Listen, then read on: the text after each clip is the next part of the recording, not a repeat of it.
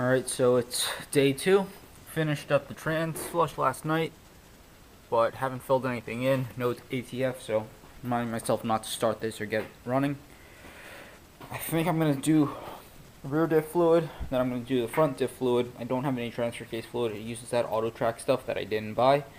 But we're going to get to that stuff first, and then hopefully get this thing back on the ground. So it should be pretty straightforward now. I say that, but I mean, even getting the gear linkage back on this Tahoe was kind of a pain. So, yep. Got a bunch of other stuff to do. All these Zerk fittings don't have caps on them. See if you can see them. None of these Zerk fittings have caps on them, so they're all really grungy and dirty.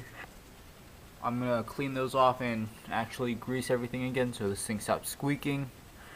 And then, yeah, next day, time to get going on this car again. Definitely a vlog, not a DIY video. Okay, so Tahoe update time. Got the rear diff done. I slapped on a new cover just for shits and gigs. The old one wasn't that rusty, but I just felt like doing it.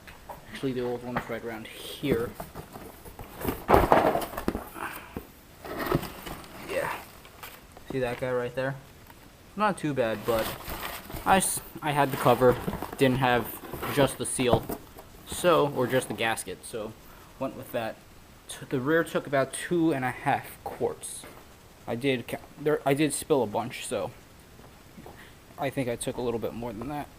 I'm draining the front right now, and this fluid was pretty nasty, and there was a good amount of metal flakes on the drain plug, so we'll see.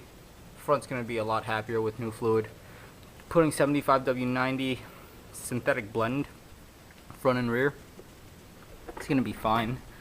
Just gotta do changes more often, but since I'm towing anyway, it won't really matter what I use because I'll be doing some pretty frequent changes. Super Tech, $5 at Walmart.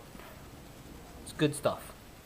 I have about 1.5 quarts left to throw in with my Harbor Freight suction pump. This thing actually sucks. This is the second time, maybe third time I'm using it. This back seal is leaking, so if you're not careful, if you don't like cup it at the end, it will just drip all over you. So it does waste the seal fluid. But this, I like this more than the pumps.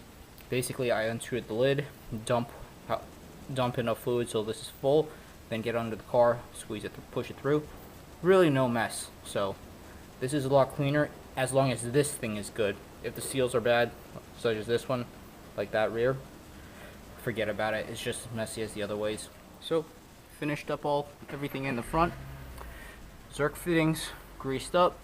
There's like 7 or 8 of them up front. I could only get about 6 of them with my grease gun. That's alright. Bled the brakes. Overall, it took me about 1.5 liters to fully flush the system and actually have a decent pedal. I think it's as good as it'll get. So I started working on the spark plugs. You can see I'm using a spark plug socket with a short swivel. I have an even shorter one. This guy for cylinder number 8. This is my spark plug removal tool, or spark plug boot removal tool. Chicken fingers, what some people call it. They're great.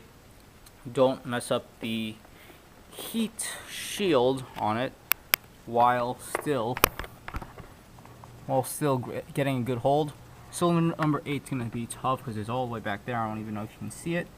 And well, that's why I have the shorter swivel. Now let's look at the plugs themselves. What came out of the car are some AC Delcos. The gap is slightly larger. And then these are what's going in. Some auto lights, coppers. Yeah, just OEM spec. So start with the hard side first, and I'll get on going with the easy side afterwards. So, just a quick look of what's inside. The spark plug wires are disconnected from the spark plugs, and there's no heat shields on them right now. But both sides are done. Kind of a pain in the butt. Cylinder 7 and 8, no fun.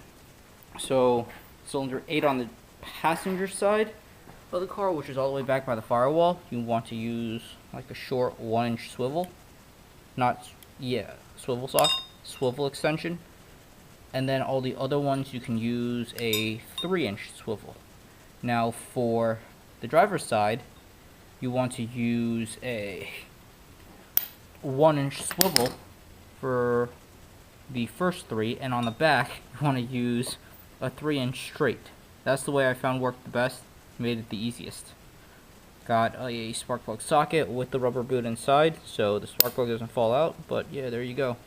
I did put some anti-seize on these spark plugs, just threads, just a tiny bit of anti-seize, and I'm going to put some dielectric grease on the boots, so they're super easy to come off. Besides that, spark plugs, so the general maintenance on this car is done. I got to throw in some ATF, make sure I put the right amount in, and then general maintenance is done. Still got to figure out the rheostat on the dimmer switch, and also that passenger rear window is also kind of stuck. It worked for the 2 months I had it, and all of a sudden it conked out on me this weekend. So I'm going to pull off the door panel, see if I can just grease it up. But yeah, this is going to be a long Tahoe video, but I mean, I did a lot of stuff on it, so I'll see. So thank you guys for watching, and stay tuned for the next set of videos, because this one's done.